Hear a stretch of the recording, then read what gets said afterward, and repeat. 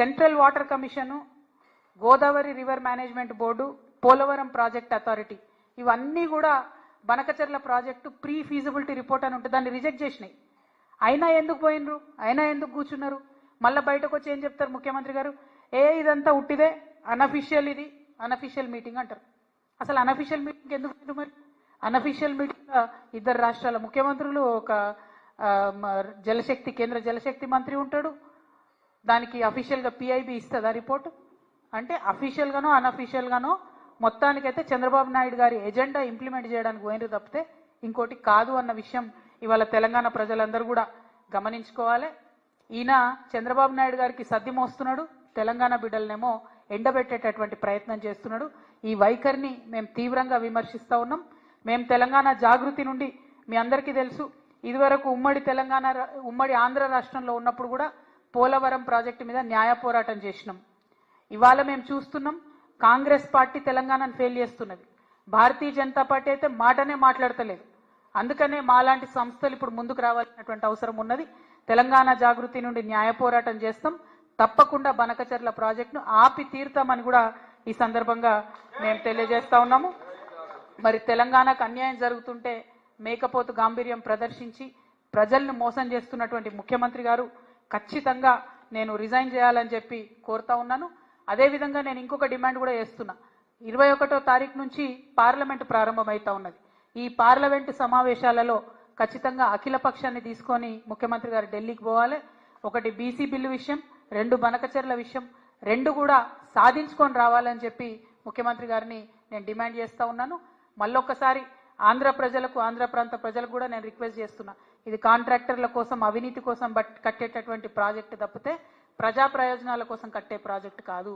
మా ప్రాంతమైనటువంటి తుపాకులగూడెం నుంచి నదుల అనుసంధానం జరిగితే తెలంగాణ ప్రాంత ప్రజలు కూడా బాగుంటారు, ఆంధ్ర ప్రాంత ప్రజలకు కూడా వచ్చేటటువంటి హక్కుభుక్తమైనటువంటి నీళ్ళన్నీ కూడా వస్తాయి. కాబట్టి ఈ విషయంలో ఆంధ్ర ప్రాంత మేధావులు, ప్రజలు కూడా ఆలోచించాలని చెప్పి, పునరాలోచించాలని చెప్పి చంద్రబాబు నాయుడు గారిని కూడా నేను రిక్వెస్ట్ చేస్తూ తక్షణమే బనకచెర్ల ప్రాజెక్టు ఆపాలే. ఆపకపోతే మాత్రం మేము న్యాయ పోరాటం చేస్తాం. ఈ దేశంలో న్యాయ వ్యవస్థ మీద మాకు నమ్మకం ఉన్నది.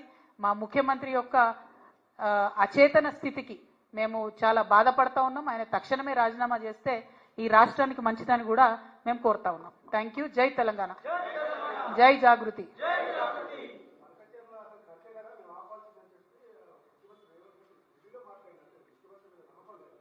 100% లేదు. ఒకటే మీటింగ్కి పోయినటువంటి ఆంధ్ర మంత్రి గారు బయటకు వచ్చేమో మేము బనకచెర్ల కడుతున్నాం, బనకచెర్ల మీద డిస్కషన్ అయిందని చెప్పిండు. ప్రెస్ ఇన్ఫర్మేషన్ బ్యూరో కేంద్ర ప్రభుత్వంలో కూడా బనకచెర్ల మీద డిస్కషన్ అయింది, ఆఫీసర్స్ కమిటీలో ఉంటుందని చెప్తున్నారు. ఇక ముఖ్యమంత్రి గారు బయటకు వచ్చేమో డిస్కషన్ కాలే అంటుండు. వీరి యొక్క గత చరిత్ర మనకు తెలుసు కదా. ఆయన పెట్టుకున్న ఓట్లు, ఆయన మాట్లాడిన మాటలు, ఆయన ఎగ్గొట్టినటువంటి రైతు బంధులు, రైతు భరోసాలు, కళ్యాణ లక్ష్మిలు అన్నీ మనకు తెలిసినాయి కదా. సో ఆయన చరిత్ర తెలుసు కాబట్టి ఖచ్చితంగా మన ముఖ్యమంత్రే, మన తెలంగాణ ముఖ్యమంత్రే అబద్ధం ఆడుతున్నాడని తేట తెల్లమైపోయింది ఇలా ప్రజల ముందట. అందుకే బలంగా చెప్తా ఉన్నాం, ఆయన రాజీనామా చేయాలి, ఆయన పదవిలో కొనసాగేటటువంటి అర్హతనే లేదు. Thank you.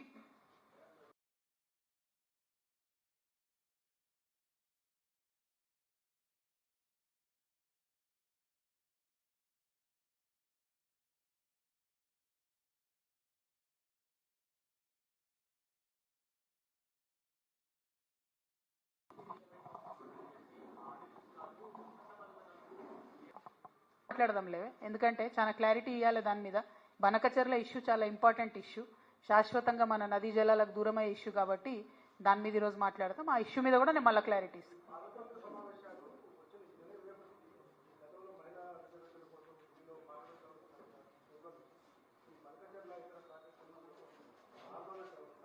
ఇప్పుడు ముఖ్యమంత్రి గారిని మేము డిమాండ్ చేస్తున్నాం, ఆయన అఖిలపక్షం తీసుకొని పోవాలి. ఆయన తీసుకొని పోకపోతే ఢిల్లీకి నేను ఖచ్చితంగా మాకు సహకరించి తోడుగా వచ్చే సంఘాలన్నింటినీ, పార్టీలన్నింటినీ కూడా తీసుకొని కూడా వెళ్తాం. అందులో మోమాటం ఏం లేదు.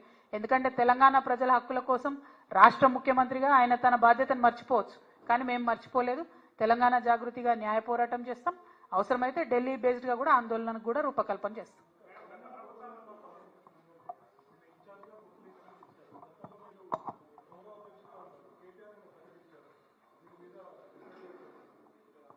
ఈశ్వరన్న తను స్వయంగా తను బొగ్గుగని కార్మికుడు, చాలా సీనియర్ నాయకుడు. మా జగిత్యాల జిల్లాకు కూడా మేము ఆయనను పెద్దనగా పిలుచుకుంటాం.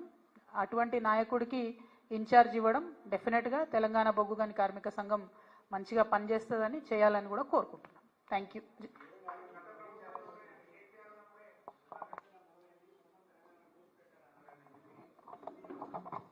సీఎం గారి మాటలు ఏడ నమ్ముతామే మనం? ఆయన మీటింగ్లో ఉండి కూర్చొని మీటింగ్ కాలేదని చెప్తున్నాడు, బనకచెర్ల ఇష్యూ డిస్కషన్కే రాలేదని చెప్తున్నాడు. తను చెప్పే మాటలకు శాంక్టిటీ ఏముంది చెప్పండి? ఎంత దారుణంగా మాట్లాడుతున్నారు, ఎంత దారుణంగా అబద్ధాలు ఆడుతున్నారు. కేసీఆర్ గారి హయాంలో ఈ డిస్కషన్ రాలేదు, వచ్చిందే ఇప్పుడు. వచ్చిన తర్వాత రాచమార్గం వేసిందే ఈయన, రెడ్ కార్పెట్ వేసిందే ఈయన. ఆయన ఇప్పటికి ఒక మాట చెప్తారు కదా ముఖ్యమంత్రి గారు, నా స్కూల్ బీజేపీలో అయింది, నా కాలేజ్ టీడీపీలో అయింది, నా ఉద్యోగం కాంగ్రెస్లో అని. ఇంకా కూడా ఆయన కాలేజ్ స్టూడెంటే అనుకుంటున్నాడు. అందుకనే టీడీపీకి చంద్రబాబు నాయుడుకే కట్టుబడి ఉన్నాడు ఇప్పటికి కూడా. ఆయన కోసం మొత్తం అన్ని కూడా మన గోదావరి నదీ జలాలు గిఫ్ట్గా ఇస్తున్నటువంటి పరిస్థితి కనబడుతున్నది. ఇక ఆయన ఎమ్మెల్సీ గురించి నేను మాట్లాడదలుచుకోలేదు, ఆయన జనాభా లెక్కలకెళ్ళి తీసేసిన నేనైతే. కాబట్టి ఆయన మీద డిస్కషన్ అనవసరం మనకు. Thank you. అమ్మ ఏందన్నా నేను చెప్తున్నా కదా, ఆయన జనాభా లెక్కలలో లేరు, ఆయన ఎవరో కూడా నాకు తెలియదు. Thank you. జై తెలంగాణ.